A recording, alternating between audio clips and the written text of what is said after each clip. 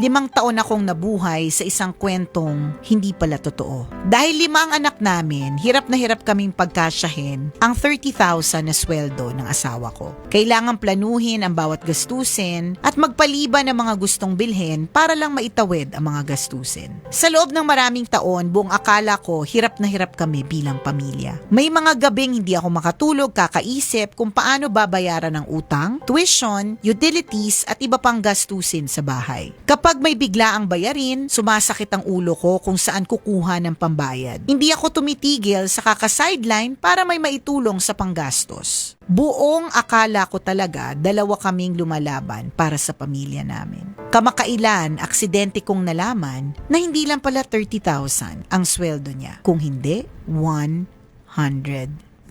Oh. Parang may sibat na tumarak sa dibdib ko nang malaman ko. Nag-replay sa utak ko yung matagal na panahong kinakapalan ko ang mukha ko sa pangungutang, makaraos lang kami. Naisip ko yung mahabang panahon ng paghihirap na hindi pala naging tapat ang aking asawa. May mga babae pala siyang naanakan sa Luzon, Visayas at Mindanao. Hala! Kaya naman pala, may mga anak pala sa iba't ibang babae na sinusuportahan kaya hinahati-hati ang sweldo.